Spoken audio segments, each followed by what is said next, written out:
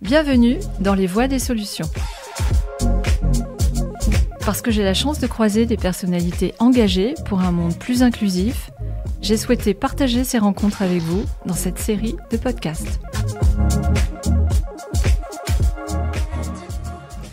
Aujourd'hui, nous partons sur les routes de la soie avec deux jeunes aventuriers, Guilhem Bachet et Benjamin Apra.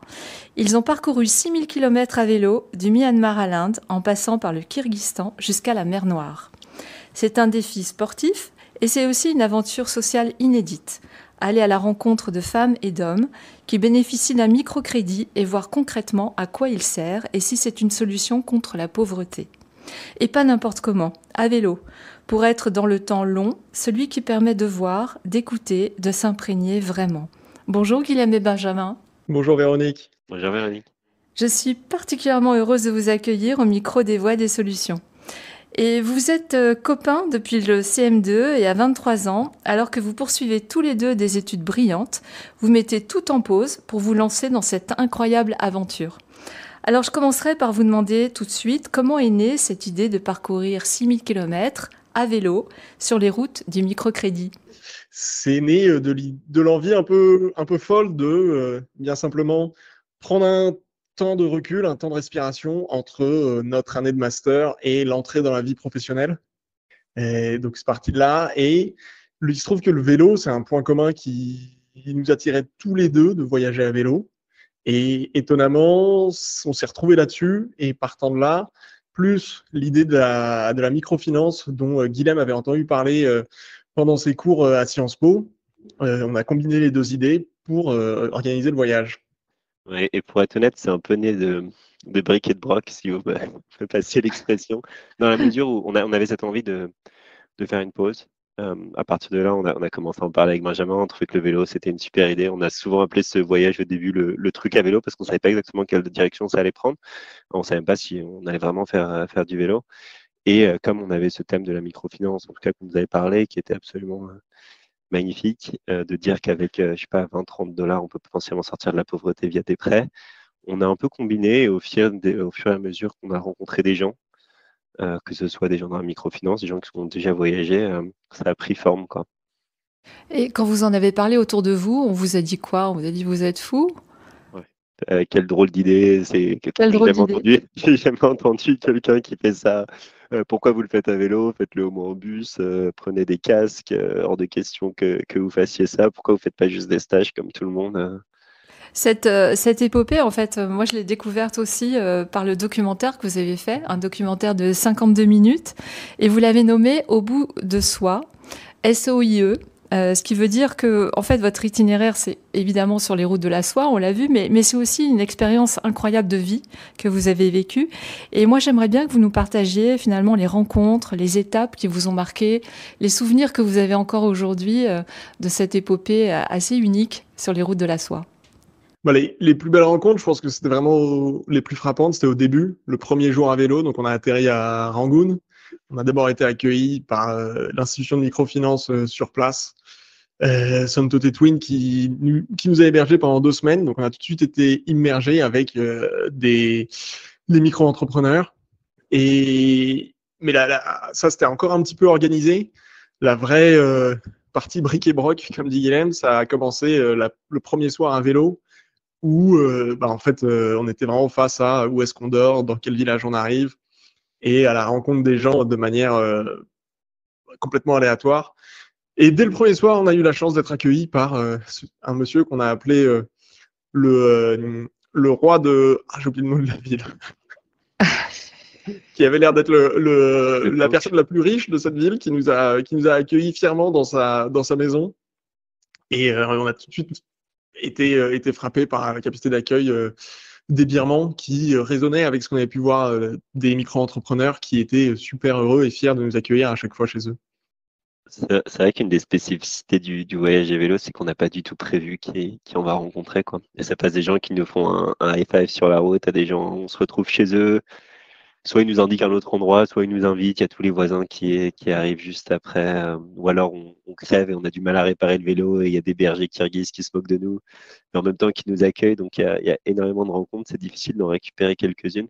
Mais le seul point commun, c'est que c'est des rencontres qu'on n'a pas forcément cherchées. Et c'est des rencontres qui sont toujours très spontanées. Pendant le documentaire, il y a quelque chose d'assez incroyable, c'est ce témoignage de cette femme qui en fait a démarré avec un tout petit crédit, peut-être quand vous y êtes allé, ça faisait 7 ans, et qui vous dit que quand vous la rencontrez, qu'elle employait à l'époque personne, finalement elle travaillait toute seule, et puis qu'elle a pu s'acheter finalement quelques assiettes avec ce microcrédit. Et quand vous la rencontrez, donc 7 ans plus tard qu'elle ait fait ce crédit, elle se retrouve à la tête de 100 couverts par jour. Elle embauche des personnes autour d'elle et ça devient une vraie femme d'affaires. Et j'aimerais bien que vous me racontiez cette rencontre parce que dans le documentaire, c'est particulièrement frappant de voir l'évolution de cette femme et l'estime d'elle-même qu'elle a développée, la fierté autour d'elle qu'elle a pu avoir, et elle rayonne littéralement dans votre documentaire. J'aimerais bien que vous m'en parliez de cette femme. Elle s'appelle Mansourova Savria, effectivement. Elle nous a été présentée par Oxus et elle fait du plof. Alors le plof, c'est drôle, c'est un pays où il fait très très chaud et ce sont des carottes il y a une recette qui est assez grasse mais très bonne avec un riz qui est un peu frit et une viande. Et ce qu'il y a de chouette, en tout cas, dès qu'on l'a rencontrée, c'est qu'elle a un tempérament qui est vraiment bien trempé, quoi. Elle nous raconte toute son expérience, comment elle s'est lancée. Et on se rend compte à chaque fois dans son témoignage de 2 choses. La première, c'est comment elle était persuadée qu'elle arriverait à aller jusqu'au bout et qu'elle allait mener sa boutique d'une manière ou d'une autre, quoi. Il n'y a pas de doute, elle va faire son affaire. Et de l'autre côté aussi, c'est comment elle a rencontré quand même Oxus sur la route. C'était Oxus qui la soutenait et qui a réussi à lui fournir une béquille en fait tout du long pour l'aider à l'accompagner. Et comment en fait de son tempérament et de cette rencontre avec Oxus, elle a réussi à créer quelque chose dont elle est super fière et elle explique très fièrement que tout le monde la respecte depuis la porte d'entrée, qu'elle a une recette spéciale mais qu'elle ne partagera pas, qui fait que tout le monde vient chez elle et que plus tard elle va recruter 10 personnes de plus et qu'elle va acheter le restaurant, quoi. Donc plein de projets, plein d'ambitions, une belle rencontre.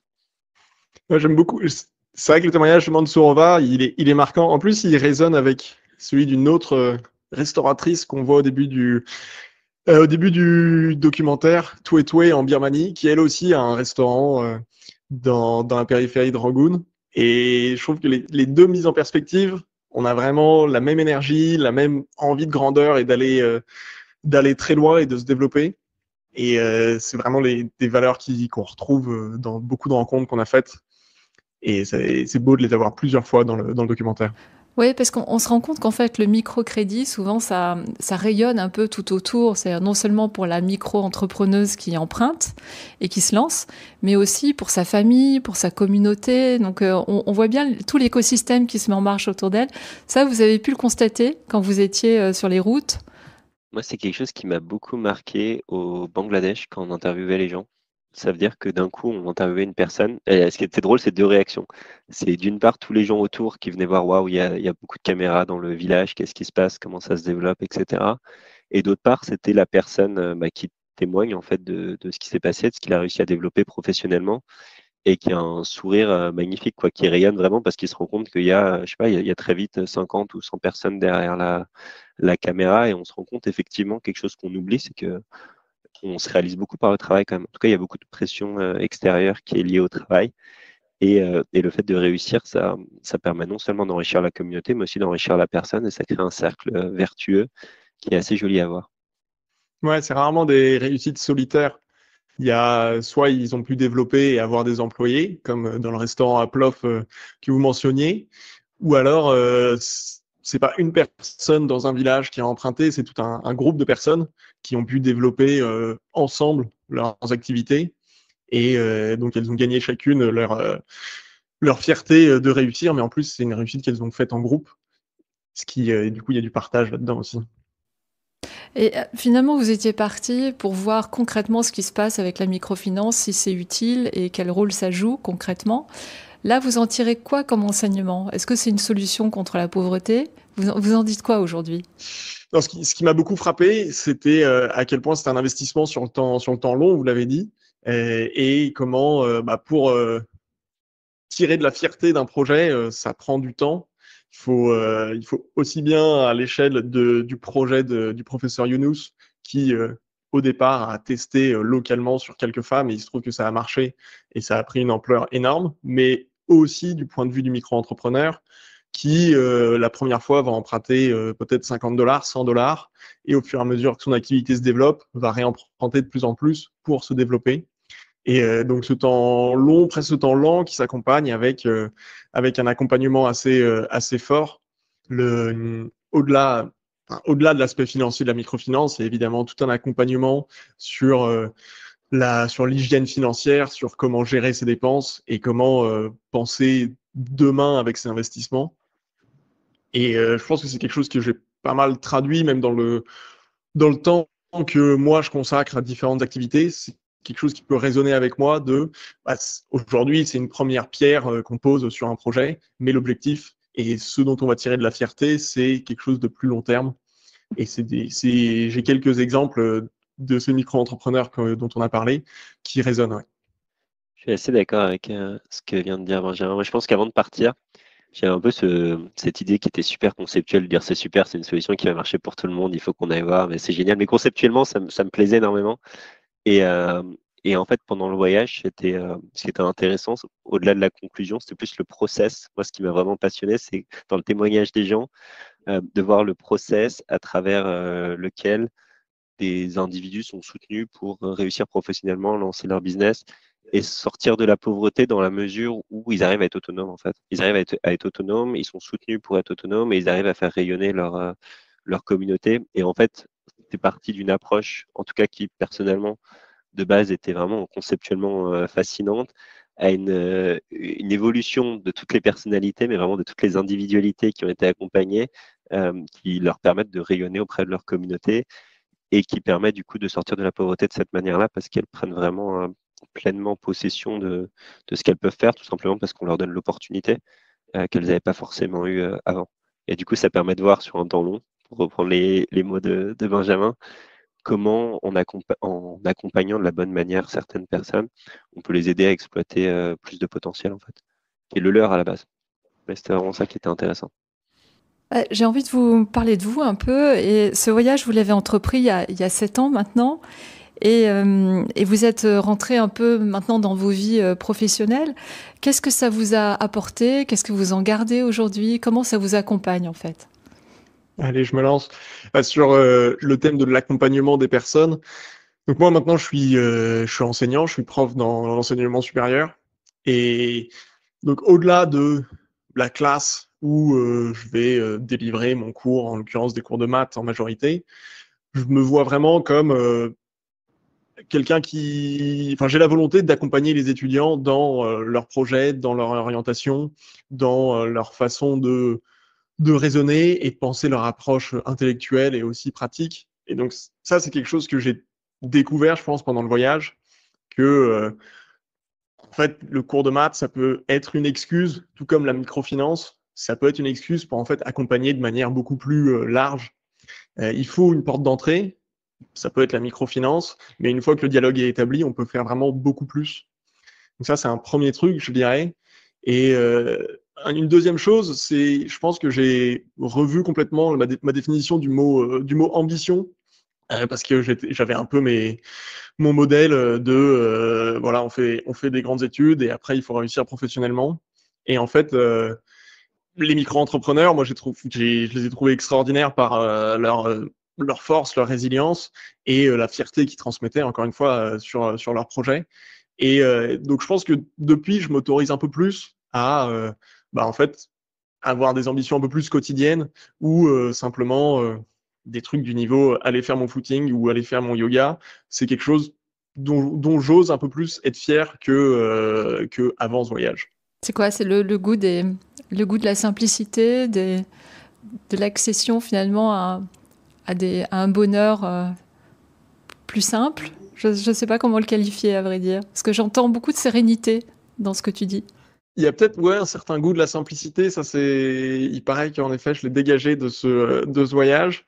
Mais il y a une grosse partie, assumer ce que moi j'ai envie de faire versus ce que d'autres ont potentiellement envie de m'imprimer comme objectif. Je suis beaucoup plus à l'aise pour dire bah ça c'est pas quelque chose que je souhaite faire, alors que même si ça semble plus glorieux, plus prestigieux, ça va moins m'intéresser que les petites aventures du quotidien qui font que j'ai envie de me lever le matin simplement. Et pour toi, Guilhem? Une bonne question. Moi, je pense que ce que ça m'a appris, ce voyage, c'est aller de bout en bout sur une expérience, vraiment. Genre, c'est-à-dire avoir une idée qui me plaît ou qui résonne et me lancer dans cette idée. Et ensuite, même quand c'est pas forcément agréable, rester dedans et puis en sortir pour un peu comme une vague que tu surferais ou comme, je sais pas moi, un chemin que tu traces, quoi.